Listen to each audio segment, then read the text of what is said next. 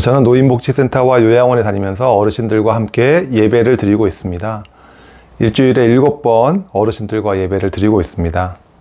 어르신들이 제가 가면 굉장히 반가워 하시고요. 저를 반겨주세요. 그래서 이 일을 기쁘게 하고 있습니다. 근데 제가 여러 곳을 다니다 보면 센터마다 특징이 있습니다. 어떤 곳은 원장님이 교회에 다니시는 분도 계시고, 또 어떤 곳은 또 그렇지 않은 곳도 있어요. 사실 교회에 안 다니시는 원장님이 더 많은 것 같습니다. 한 센터에 가면요, 거기 사무국장님이 항상 저를 반가이 맞아주세요. 그리고 예배를 마치면 이분이 공손하게 저한테 와서 인사를 하세요. 아, 목사님, 오늘 예배 참 좋았어요. 시간 맞춰 끝내주셔서 너무 좋았어요. 다음번에도 11시 이전에 꼭 맞춰주세요. 아, 꼭 그러시는 거예요. 이분이 센터의 일과를 다 담당하다 보니까, 관리하다 보니까 시간에 아주 철저한 분이세요. 또 이런 분이 계시니까 그 센터가 잘 돌아가는 거죠. 원활하게 모든 것이 돌아가는 거죠. 근데 매번 저한테 11시 이전에 맞춰주세요, 그 얘기를 꼭 하시니까 저한테는 은근 부담이더라고요. 스트레스더라고요. 근데 2주 전에 그 센터에 갔는데 그분이 저를 엄청 반가워 하시는 거예요. 목사님, 한 어르신이 예수님을 영접했어요. 무슨 일인가요? 물어봤더니 우리가 예배할 때 혼자서 예배에 참석 안 하시는 분이 꼭 한 분 계세요. 근데 그분이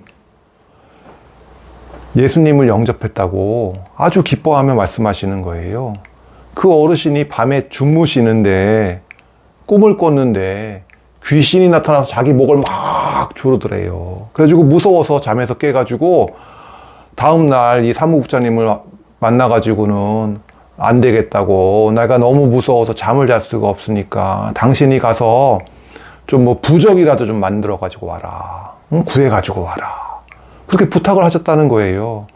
근데 사무국장님이 자기는 교회를 다니는데, 아니 제가 어디 가서 부적을 구해 오겠냐고, 예수님을 영접하시라고, 예수님을 영접하시면 우리 어르신을 도와주실 수 있을 거라고.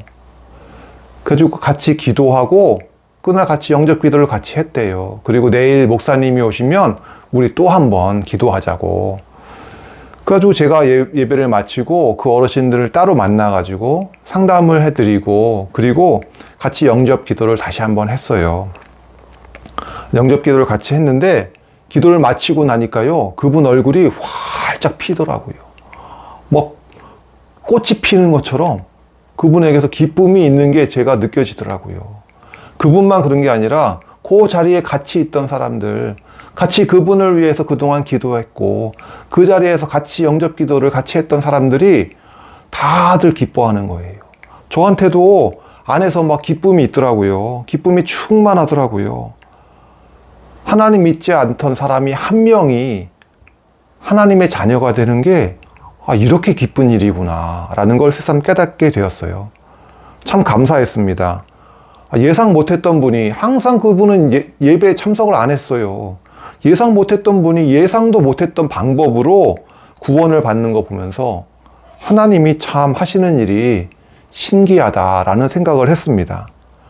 갈라디아서 6장 9절에는 이렇게 되어 있습니다. 선한 일을 하다가 낙심하지 맙시다. 지쳐서 넘어지지 아니하면 때가 이를 때에 거두게 될 것입니다. 제가 다시 한번 읽어드릴게요. 선한 일을 하다가 낙심하지 맙시다. 지쳐서 넘어지지 아니하면 때가 이를 때에 거두게 될 것입니다. 낙심하지 않고 하나님이 원하는 일, 기뻐하는 일을 우리가 꾸준히 감당하다 보면 때가 무르익을 때에 모든 것이 협력해서 선을 이루게 될 것입니다. 우리가 삭개오의 이야기를 잘 알죠. 삭개오는 여리고성에서 세리장을 했어요. 요즘으로 말하면 지방의 세무소장이죠. 여리고가 큰 성이라서 세금이 많이 거치는 곳입니다. 힘 있는 자리라서 아주 짭짤한 자리예요. 그래서 세리장은 서로 하고 싶어 하는 곳입니다. 요즘처럼 뭐 투표로 세리장을 뽑는 게 아니고요. 세리장을 하기 원하는 사람들을 다 모아놓고 경매를 하는 거예요. 당신은 얼마 걷어낼 수 있냐? 당신은 얼마 걷어낼 수 있냐? 그 중에서 제일 높게 금액을 써내는 사람이 세리장으로 임명받는 겁니다. 그러니까 세리장은 자기가 약속한 세금은 무조건 걷어서 바쳐야 되는 거예요. 그리고 남는 건 어떻게 돼요? 다 자기가 갖는 거죠. 그러니까 많이 거두면 거둘수록 자기 몫이 커지는 거예요. 그러니 사람들을, 백성들을 쥐어짤 수밖에요. 백성들을 쥐어짜고 팔을 비틀어서 세금을 걷어서 로마에 바치는 것, 그것이 세리장의 역할, 삭개오의 역할이었습니다. 그래서 사람들이 삭개오를 좋아하질 않았어요. 삭개오는 저거는 민족의 반역자라고 손가락질을 했습니다. 삭개오는 자기가 욕먹는 거 알았을까요? 알죠. 본인도 알죠. 사람들이 자기 미워하는 거 알죠. 하지만 삭개오는 그럴수록 더 필사적으로 돈을 움켜쥡니다. 내가 돈이라도 있어야지 대접받지.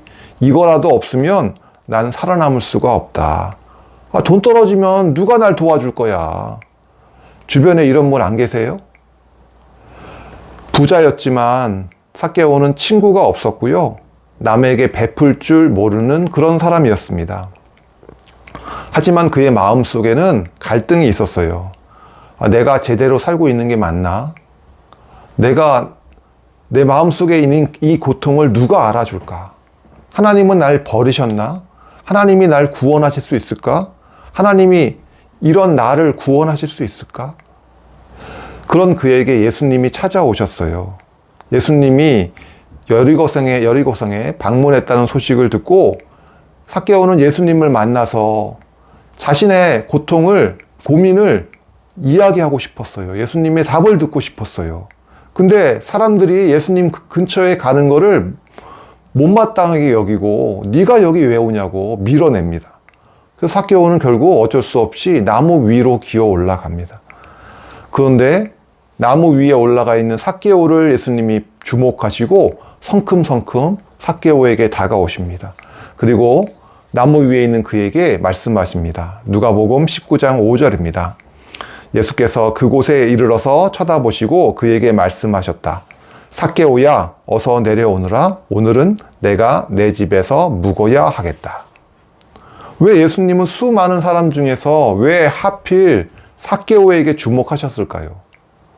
아니, 그 사람이, 삭개오가 여리고성에서 제일 욕먹는 사람인 거를 예수님이 모르셨을까요? 객관적으로 볼 때 삭개오에게는 선한 구석이라고는 없었단 말이에요. 근데도 예수님은 왜 그를 만나러 오셨을까요? 삭개오에게 어떤 가능성을 발견하셨을까요? 저도 모르겠습니다. 삭개오를 만나주신 것, 삭개오를 주목하신 것, 삭개오에게 찾아오신 것, 그거는 누구의 주권이에요? 하나님의 주권이에요. 왜 나를 구원해 주셨어요? 왜 나를 집사로, 권사로, 장로로 임명해 주셨어요? 내가 무슨 선한 일을 했다고 나를 사역자로, 목사로 불러주셨냐고요. 내가 무엇을 했기 때문이 아니라 이 역시 뭐예요? 하나님의 주권적인 선택이에요. 예수님의 부르심에 삭개오는 즉각적으로 반응합니다. 우물쭈물하지 않았어요. 그는 기뻐하며 나무 밑으로 내려와서 예수님을 영접합니다. 예수님을 비롯한 그 제자들, 그 일행을 모두 집으로 모시고 와서 바쁘게 그들을 대접했을 것 같아요. 매우 바쁘게 움직였을 것 같아요. 이런 삭개오와 굉장히 대조적인 인물이 오늘 본문에 나옵니다. 그 사람은 젊은 사람이었지만 부자였고 그리고 관직을 한 관원이었습니다. 이 사람이 예수님을 찾아옵니다. 이 사람은 사람들의 존경을 받고 있던 사람이에요. 이 사람은 자신만만했습니다. 예수님 앞에서 당당했어요. 예수님, 내가 율법을 다 지켰습니다. 내가 무엇을 더 해야 할까요? 내가 무엇을 더 해야 영생을 얻게 될까요? 라고 예수님한테 질문을 합니다. 예수님은 그 질문에 뭐라고 답변하세요? 네가 잘했다. 너가 재산을 팔아가지고 가난한 사람들한테 나눠주고 너는 나를 따라오너라. 이렇게 예수님께서 말씀하세요. 그러자 이 사람은 어떻게 반응해요? 누가복음 18장 23절입니다. 같이 읽겠습니다. 이 말씀을 듣고서 그는 몹시 근심하였다. 그가 큰 부자이기 때문이다. 아마도 이 사람은 그 예수님의 말씀을 듣고 고개를 떨구고 근심하며 예수님 곁을 떠나갔을 거예요. 이때 예수님이 아주 유명한 말씀을 합니다. 18장 25절, 부자가 하나님의 나라에 들어가는 것보다 낙타가 바늘기로 들어가는 것이 더 쉽다. 이 말씀 많이 들어보셨죠? 이 말을 듣고 제자들이 막 웅성웅성합니다. 아니, 부자가 저 사람은 굉장히 괜찮은 사람이고, 공부도 많이 한 사람이고, 가문도 좋은 사람이고, 주변에 선한 일을 하는 사람으로 유명한데, 저 사람도 구원받지 못하면 도대체 누가 구원받을 수 있는 거야? 라고 제자들이 웅성웅성합니다. 누가복음 18장 26절. 이 말씀을 들은 사람들이 말하였다. 그렇다면 누가 구원을 얻을 수 있겠습니까? 그때 예수님이 대답하십니다. 18장 27절 같이 읽겠습니다. 예수께서 말씀하셨다. 사람은 할 수 없는 일이라도 하나님은 하실 수 있다. 예수님이 뭐라고 말씀하셨어요? 사람은 할 수 없는 일이라도 하나님은 하실 수 있다. 그 젊은 제자는 공부도 많이 하고 재산도 많았고 사람들의 존경을 받는 사람이었어요. 우리가 보기에 괜찮은 사람이었어요. 저 사람은 구원은 따놓은 당상이라고 생각되는 그런 사람이었어요. 하지만 그에게 뭐가 걸림돌이 됐어요? 많은 재산이 걸림돌이 됐고 오히려 그것 때문에 젊은 부자는 구원에서 탈락하고 말았어요. 하지만 이와 대조적인 사람이 누구죠? 삭개오는 어땠어요? 예수님의 부르심에 그 자리에서 바로 반응했어요. 주저하지 않고 반응했어요. 그리고 기쁨을 가지고 예수님을 섬기기 시작합니다. 죄인이라고 손가락질 받던 삭개오는 구원을 받아요. 전혀 예상하지 못했던 사람이 구원을 받아요. 예수님을 만나고요. 삭개오의 가치관이 완전히 바뀌었습니다. 그는 이전과는 다른 사람이 돼가지고요. 이 사람이 뭐라고 그러냐면요. 자기가 재산을 팔아가지고 가난한 사람을 돕겠다. 또 내가 혹시라도 부정한 방법으로 다른 사람의 돈을 뺏은 게 있다면 내가 4배로 갚아주겠습니다. 이렇게 자발적으로 나서기 시작합니다. 누가복음 19장 8절입니다. 제가 읽어드릴게요. 삭개오가 일어서서 주님께 말하였다. 주님 보십시오. 내 소유의 절반을 가난한 사람들에게 주겠습니다. 또 내가 누구에게서 강제로 빼앗은 것이 있으면 4배로 하여 갚아주겠습니다. 사람은 할 수 없는 일이라도 하나님은 하실 수 있습니다. 제가 지난주에 그 센터에 다시 방문했더니 같이 영접 기도했던 그 어르신이요. 예배 드리려고 나와서 앉아 계시더라고요. 그래서 제가 얼마나 반가웠는지 몰라요. 또 다른 센터에도 한 어르신이요. 새로 예배에 나오셨어요. 그래서 그분이 자기소개를 하시는데 이러시는 거예요. 자기가 고등학교 때까지는 교회를 다녔다는 거예요. 그 얘기는 뭐예요? 고등학교 이후로는 교회를 안 나갔다는 거죠. 그분 연세가 한 80쯤 돼 보이세요. 그러면 그분이 60년 만에 지금 하나님 앞에 나온 거예요. 60년 만에 예배 드리겠다고 나오는 거예요.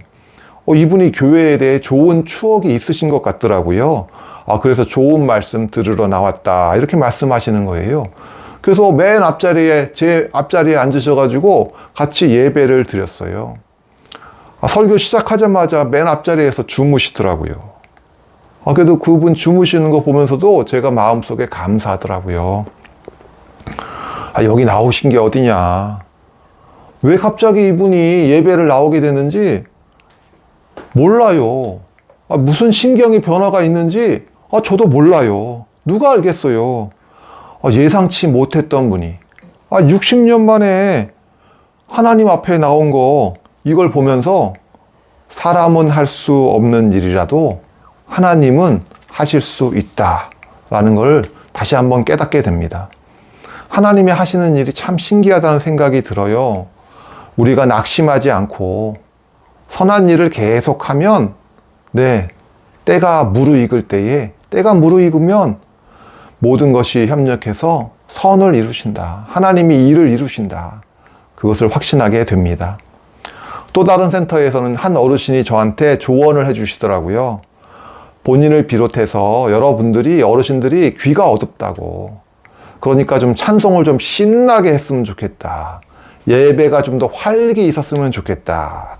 그러시는 거예요. 그래서 알겠다고, 제가 노력하겠다고 약속을 드리고, 지난주에는 그분 말씀하신 대로 신나는 찬송을 했더니 그분이 막 박수를 치면서 옆 사람을 독려해 가면서 같이 찬송을 하시더라고요.